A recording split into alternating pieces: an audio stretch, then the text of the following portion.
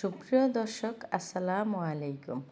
আজকের পর্বে আমি আপনাদের তৈরি করে দেখাচ্ছি গরুর কলিজা ভুনা। এখানে আমি আলু দিয়ে গরুর কলিজাটা রান্না করেছিলাম, খেতে খুবই মজার হয়েছে। সাধারণত বাচ্চারা আলু খেতে ভীষণ পছন্দ করে। আপনারা চাইলে বাসায় এইভাবে আলু দিয়ে গরুর কলিজাটা রান্না করতে পারেন। আমি আজকে যেভাবে গরুর কলিজাটা রান্না করেছি, একেবারে বাসায় থাকা কমন মশলা দিয়ে রান্না করেছি, খেতে কিন্তু অসম্ভব মজার হয়েছিল। এইভাবে আলু দিয়ে গরুর কলিজা রান্না করলে আপনারা রুটি, পরোটা, সাদা ভাত অথবা পোলাওর সাথে খেতে পারবেন। খেতে কিন্তু খুবই মজার হবে। আর কথা বাড়াচ্ছি না, এবার চলে যাচ্ছি রান্নায়। রান্না করার জন্য এখানে আমি 1 কেজির মতো গরুর কলিজা নিয়েছি। কলিজা রান্না করার জন্য এখানে আমি এই মশলাগুলো ব্যবহার করব। নিয়েছি পেঁয়াজ, আদা, রসুন, কাঁচামরিচ, ধনিয়া পাতা, জিরা, ধনিয়া আর শুকনো মরিচ। প্রথমে আমি জিরা, ধনিয়া আর শুকনো মরিচটাকে একটু হালকা করে টেলে নিয়ে ফাঁকি করে নেব। আর আদা, রসুন এগুলো সবগুলো কাঁচামরিচ একসাথে আমি ব্লেন্ডারে ব্লেন্ড করে নিচ্ছি। রান্না করার জন্য চুলায় একটি প্যান বসিয়ে দিয়েছি। প্রথমে দিয়ে দিচ্ছি গরম পানি। গরম পানি দিয়ে প্রথমে আমি এই গরুর কলিজাগুলোকে ভালো করে সিদ্ধ করে নেব সামান্য পরিমাণে লবণ দিয়ে। গরুর কলিজাগুলোকে এইভাবে সিদ্ধ করে নিয়ে পানিটা ছেঁকে নেব। তারপরে কলিজাগুলোকে আমি ছোট ছোট করে কেটে নেব।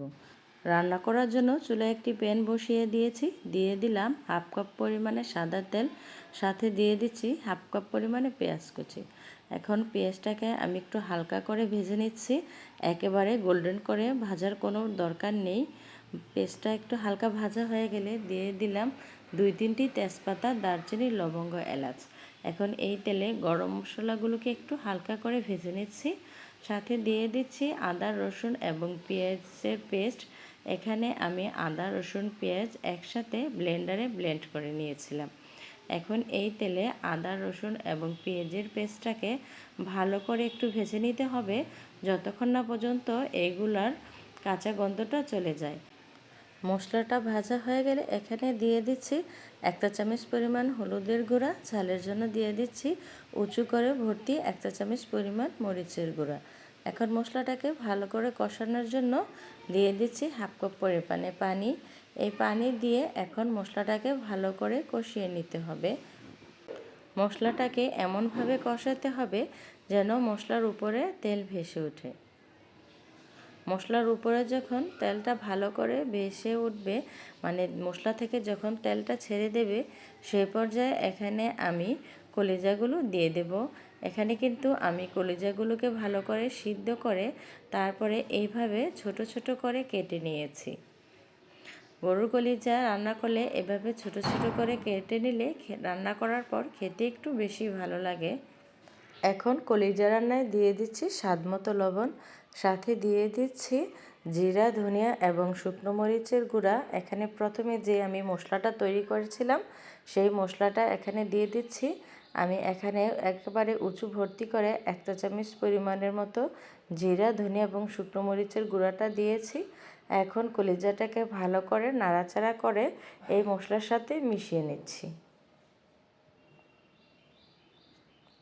এই সময় কিন্তু অবশ্যই একটু ধৈর্য ধরে ভালো করে নাড়াচাড়া করে মশলার সাথে কলিজাটা মিশিয়ে নিতে হবে। মশলাটা কষানোর সময় কিন্তু মশলার গ্রেভিটা অনেকটা ভারী থাকে, তাই প্যানের নিচে লেগে যেতে পারে। সেক্ষেত্রে একটু ভালো করে নাড়াচাড়া করে মিশিয়ে নিতে হবে। এখন কলিজাটা সিদ্ধ করার জন্য ঢাকা দিয়ে দিচ্ছি। ঢাকনাটা উঠিয়ে আমি আবারও ভালো করে কলিজাটা নাড়াচাড়া করে ভালো করে কষিয়ে নিচ্ছি।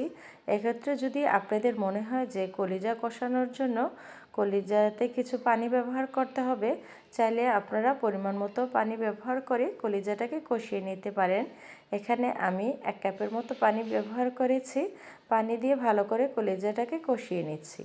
কলিজাটা যখন ভালো করে কষানো হয়ে যাবে, সেই সময় এখানে দিয়ে দিচ্ছি আমি ছোট ছোট করে কেটে রাখা আলুগুলো। এখন আলু দিয়ে কলিজার সাথে ভালো করে নাড়াচাড়া করে মিশিয়ে নিচ্ছি। আলু আর কলিজা এখন আমি একসাথে আবারও 10 থেকে 15 মিনিটের মতো কষিয়ে নেব, যেন আলুটা 80% মতো সিদ্ধ হয়ে যায়। আমি এখন কলিজা ভুনাতে ঢাকা দিয়ে দিচ্ছি। এই সময় কিন্তু চুলার হিটটা মিডিয়াম হিটে রাখতে হবে। এখন আমি ঢাকনা উঠিয়ে আপনাদের দেখিয়ে দিচ্ছি যে কলিজার আলুটাকে আমি কিভাবে কষিয়ে নিয়েছিলাম। ঢাকনা উঠানোর পর কিন্তু এই কলিজা ভুনা থেকে খুব সুন্দর একটি স্মেল আসছিল, এখনই খেতে মন চাচ্ছিল। আমি কিন্তু এই কলিজা ভুনাতে কাঁচামরিচ এবং ধনিয়ার পেস্ট ব্যবহার করেছিলাম। এই ভিডিওটা কোনো কারণে আমার ডিলিট হয়ে গেছে, তাই আমি দেখাতে পাচ্ছি না। এখন আমি ভালো করে কলিজাটাকে নাড়াচাড়া করে নিচ্ছি। এ সময় কিন্তু এমনিতেই কলিজা ভুনাটা খাওয়া যাবে। আর কেউ যদি চান তাহলে ঝোলের জন্য দিয়ে দিতে পারেন পরিমাণ মতো পানি। যে যতটুকু ঝোল খেতে পছন্দ করেন সে পরিমাণে পানি দিবেন। আমার মনে হয় কলিজাটা একটু ভুনা ভুনা হলেই খেতে একটু বেশি ভালো লাগে, তাই এখানে আমি 2 কাপের মতো পানি দিয়েছি। এখন আমি কলিজাটাকে আবারও ঢাকা দিয়ে 10 মিনিটের মতো রান্না করে নেব। এই সময় কিন্তু আমি চুলার হিটটা মিডিয়াম টু লো হিটে রাখবো।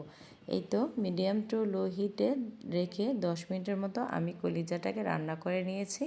এখন ঢাকনা উঠিয়ে আমি আপনাদের কলিজার লুকটি দেখিয়ে দিচ্ছি যে আমার রান্নাটা কতটা লোভনীয় হয়েছিল। আমি আজকে যে গরুর কলিজাটা রান্না করেছি একেবারেই কিন্তু বাসায় থাকা কমন মশলা দিয়েই রান্না করেছি। রান্না করার পর চুলাটা বন্ধ করে দিয়েছি। এখন এই কলিজা ভুনার উপরে দিয়ে দিচ্ছি ভাজা জিরার গুঁড়া এবং ভাজা ধনিয়ার গুঁড়া। এই সময় উপরে ভাজা জিরা এবং ভাজা ধনিয়ার গুঁড়া দিলে খুব সুন্দর একটি স্মেল আসে। এই তো এখন আমি আপনাদের খুব কাছ থেকে দেখিয়ে দিচ্ছি আলু দিয়ে লোভনীয় স্বাদে কলিজা ভুনা। আমি যখন বাসায় এই কলিজা ভুনাটা রান্না করেছিলাম সাথে বানিয়েছিলাম চালের রুটি। চালের রুটি দিয়ে কিন্তু এই কলিজা ভুনাটা খেতে খুবই মজার হয়েছিল। আপনারা চাইলে বাসায় এটি বানিয়ে নিতে পারেন। আর আপনারা যারা আজকে আমার এই ভিডিওটি দেখছেন, আমার ভিডিওর কোনো অংশ যদি আপনাদের কাছে একটুখানি ভালো লেগে থাকে তাহলে প্লিজ লাইক দিতে ভুলবেন না, সাবস্ক্রাইব করে পাশেই থাকবেন। বিদায় নিচ্ছি, আল্লাহ হাফেজ।